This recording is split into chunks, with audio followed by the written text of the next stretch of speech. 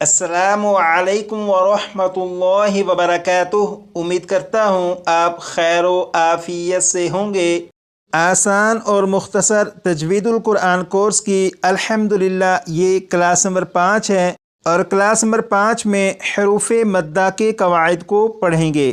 और कुरान पाक में हरूफ मद्दा 20,000 से ज़्यादा मरतबा हैं। इसका मतलब ये हुआ आज की क्लास के ज़रिए कुरान पाक के 20,000 से ज़्यादा हरूफ को पढ़ना सीखेंगे।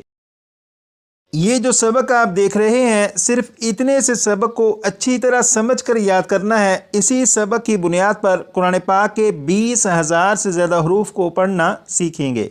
लेकिन यहाँ पर ये जो 4 लाइनें हैं, मुमकिन है कि इनके अल्फाज आपको बिल्कुल वाज़ेह दिखाई ना दें, इसलिए सबक तो यही होगा, लेकिन एक दूसरे अंदाज में लिखा है जिसमें अल्फाज बड़े हैं, तो सबक को वहाँ से याद करते हैं।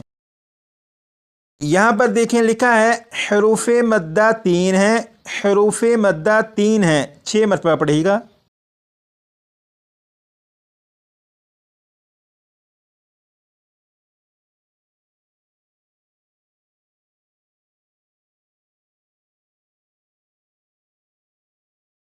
अब यहाँ से पढ़ेंगे अलिफ वाव या, अलिफ वाव या, 6 मरतबा पढ़ेगा।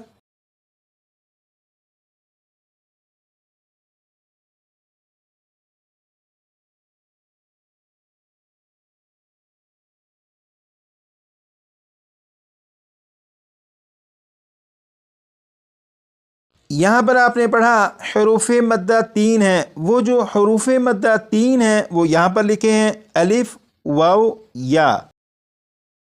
यहाँ पर देखें लिखा है अलिफ से पहले ज़बर हो तो अलिफ मद्दा होगा, अलिफ से पहले ज़बर हो तो अलिफ मद्दा होगा। इसे भी 6 मरतबा पढ़ेगा।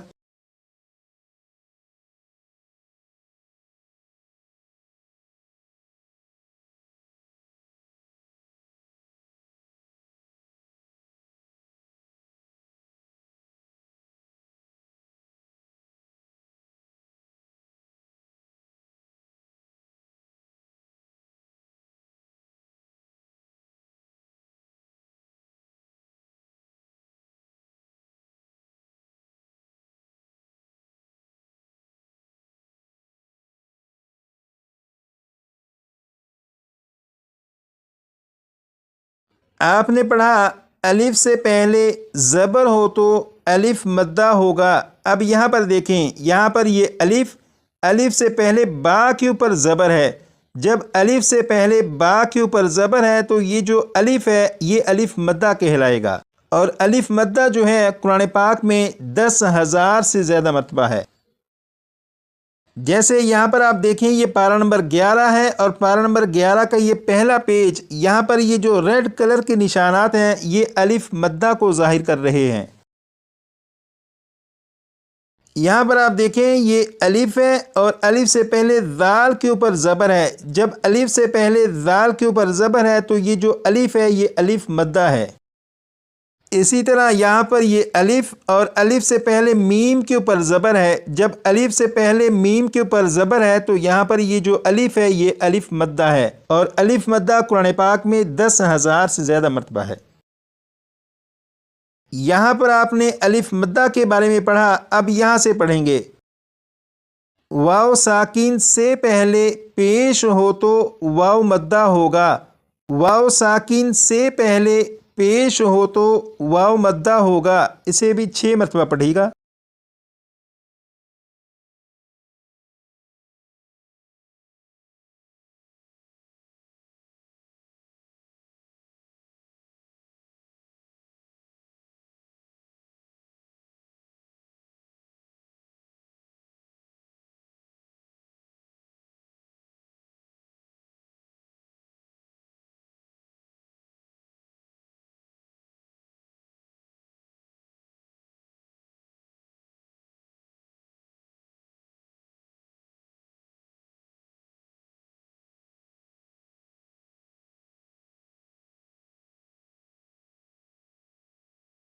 یہاں پر آپ نے پڑھا واو ساکن سے پہلے پیش ہو تو واو مدہ ہوگا۔ اب یہاں پر دیکھیں، یہاں پر یہ واو ہے، واو کے اوپر جزم ہے۔ جب واو کے اوپر جزم ہے تو اس واو کو واو ساکن کہیں گے، اور کلاس نمبر 4 میں آپ نے پڑھا تھا جس حرف کے اوپر جزم ہو اسے ساکن کہتے ہیں۔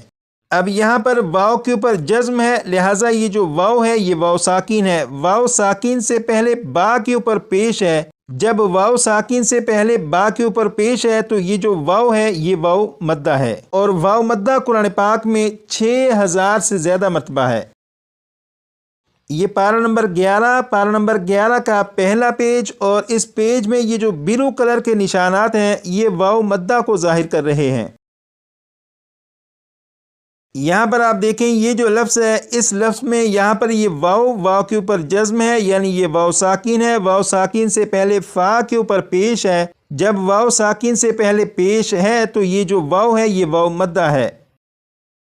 اسی طرح یہ جو لفظ ہے، اس لفظ میں بھی یہاں پر واو ساکن اور واو ساکن سے پہلے با کے اوپر پیش ہے، لہٰذا یہ جو واو ہے یہ بھی واو مدہ ہے، اور واو مدہ قرآن پاک میں 6000 سے زیادہ مرتبہ ہے۔ یہاں پر آپ نے الف مدہ کے بارے میں پڑھا، یہاں پر واو مدہ کے بارے میں پڑھا۔ اب یہاں سے پڑھیں گے یا مدہ کے بارے میں۔ یا ساکن سے پہلے زیر ہو تو یا مدہ ہوگا، یا ساکن سے پہلے زیر ہو تو یا مدہ ہوگا، 6 مرتبہ پڑھے گا۔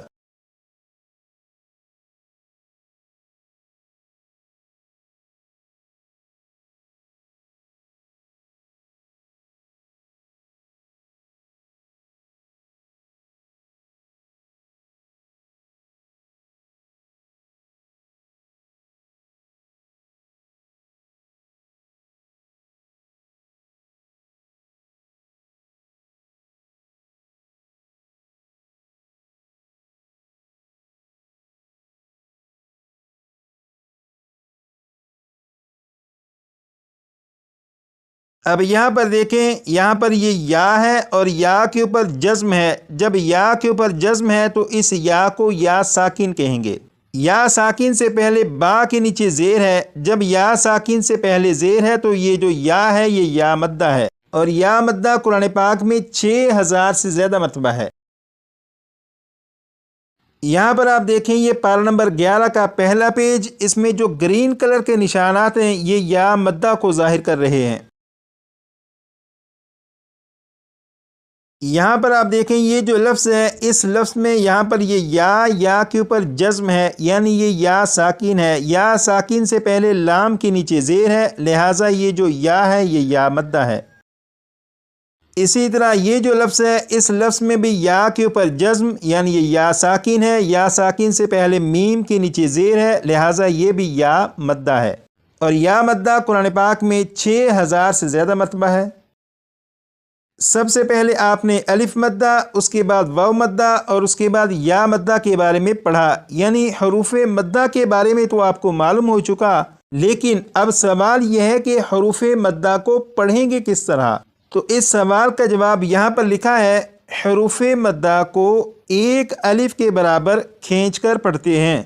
حروف مدہ کو ایک الف کے برابر کھینچ کر پڑھتے ہیں، 6 مرتبہ پڑھے گا۔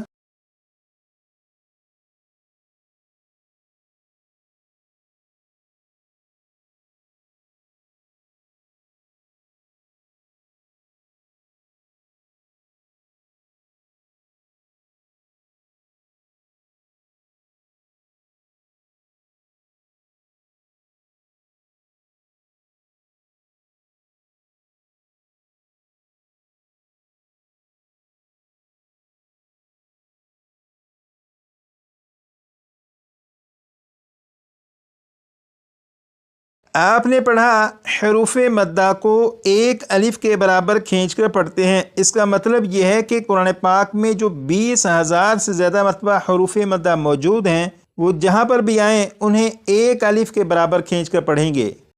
جیسے یہ الف مدہ، یہ واو مدہ اور یہ یا مدہ ہے، لیکن یہ جو الف مدہ ہے اس میں الف کو نہیں کھینچیں گے، بلکہ الف مدہ میں الف سے پہلے جس حرف کے اوپر زبر ہو اس حرف کو ایک الف کے برابر کھینچیں گے۔ جیسے یہاں پر الف سے پہلے با کے اوپر زبر ہے، لہٰذا با کو ایک الف کے برابر کھینچ کر پڑھیں گے۔ اسی طرح یہ جو واو مدہ ہے یہاں پر واو ساکن سے پہلے با کے اوپر پیش ہے، لہٰذا با کو ایک الف کے برابر کھینچیں گے۔ یہاں پر یا ساکن سے پہلے با کے نیچے زیر ہے، لہٰذا با کو ایک الف کے برابر کھینچ کر پڑھیں گے۔ اب ان کی پریکٹس کریں گے وہ اس طرح کہ سب سے پہلے با کو 3 مرتبہ میں پڑھوں گا ایک الف کے برابر کھینچ کر، اور اس کے بعد پھر 6 مرتبہ آپ پڑھیے گا۔ بسم اللہ الرحمن الرحیم۔ با با با 6 مرتبہ پڑھیے گا۔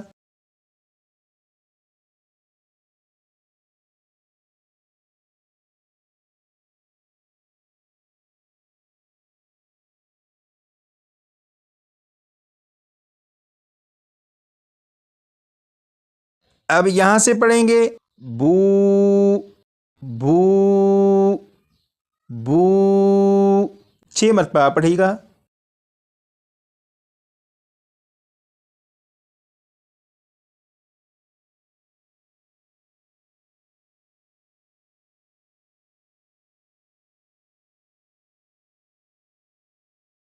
اب یہاں سے پڑھیں گے بی بی بی 6 مرتبہ پڑھیے گا۔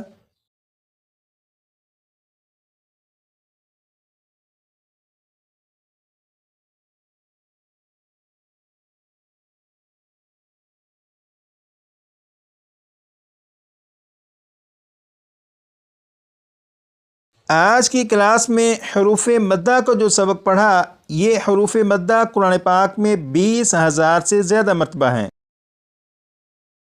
جیسے یہاں پر آپ دیکھیں پارہ نمبر 11 کے اس پہلے پیج میں یہ جو بلو کلر کے نشانات ہیں یہ حروف مدہ کو ظاہر کر رہے ہیں۔ تو آپ دیکھیں کہ صرف اس ایک پیج میں کتنی زیادہ مرتبہ حروف مدہ موجود ہیں جن کے بارے میں آپ کو معلوم ہے کہ انہیں کس طرح پڑھنا ہے۔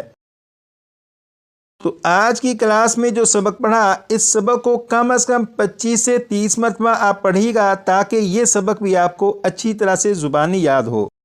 آج کے لیے اتنا ہی، مزید پڑھیں گے کلاس نمبر 6 میں۔